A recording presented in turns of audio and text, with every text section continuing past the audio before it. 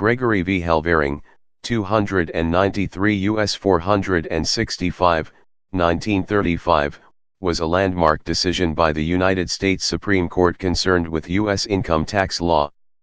The case is cited as part of the basis for two legal doctrines, the business purpose doctrine and the doctrine of substance over form. The business purpose doctrine is essentially that if a transaction has no substantial business purpose other than the avoidance or reduction of federal tax, the tax law will not regard the transaction. The doctrine of substance over form is essentially that for federal tax purposes, a taxpayer is bound by the economic substance of a transaction if the economic substance varies from its legal form. Facts: Evelyn Gregory was the owner of all the shares of a company called United Mortgage Company, United.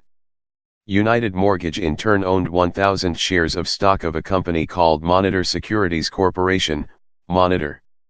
On September 18, 1928 she created Averill Corp. And 3 days after transferred the 1,000 shares in Monitor to Averill. On September 24 she dissolved Averill and distributed the 1,000 shares in Monitor to herself, and on the same day sold the shares for $133,333.33.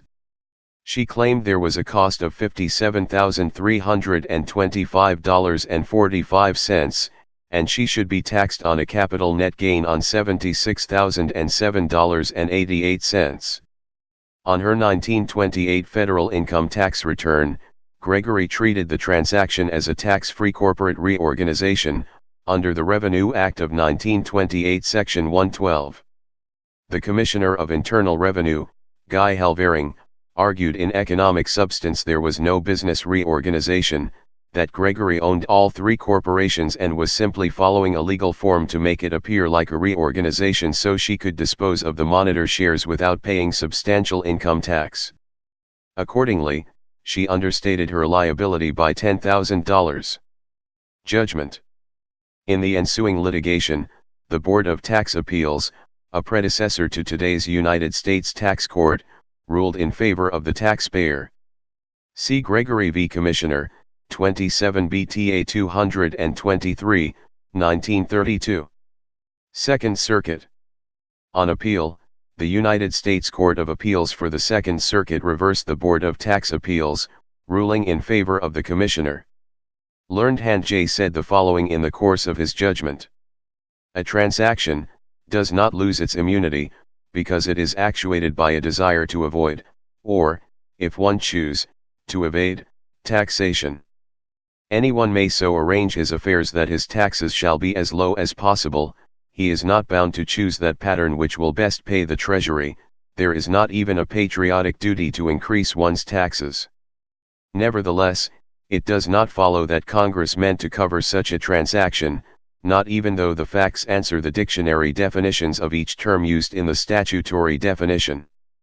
The meaning of a sentence may be more than that of the separate words, and no degree of particularity can ever obviate recourse to the setting in which all appear, and which all collectively create.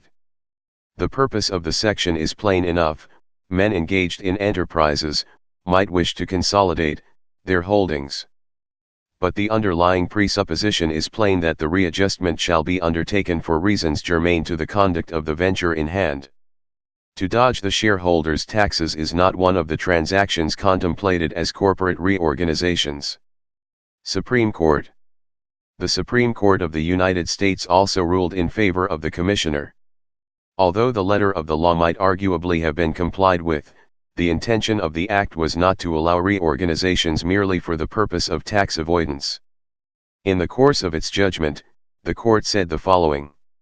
It is earnestly contended on behalf of the taxpayer that since every element required by is to be found in what was done, a statutory reorganization was effected, and that the motive of the taxpayer thereby to escape payment of a tax will not alter the result or make unlawful what the statute allows. It is quite true that if a reorganization in reality was effected within the meaning of, the ulterior purpose mentioned will be disregarded. The legal right of a taxpayer to decrease the amount of what otherwise would be his taxes, or altogether avoid them, by means which the law permits, cannot be doubted. But the question for determination is whether what was done, apart from the tax motive, was the thing which the statute intended. The reasoning of the court below in justification of a negative answer leaves little to be said. When speaks of a transfer of assets by one corporation to another, it means a transfer made in pursuance of a plan of reorganization of corporate business, and not a transfer of assets by one corporation to another in pursuance of a plan having no relation to the business of either, as plainly is the case here. Putting aside, then, the question of motive in respect of taxation altogether, and fixing the character of the proceeding by what actually occurred, what do we find?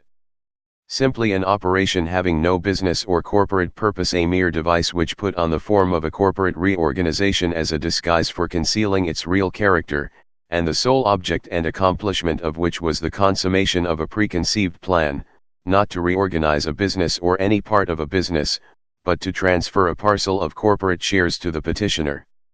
No doubt, a new and valid corporation was created. But that corporation was nothing more than a contrivance to the end last described.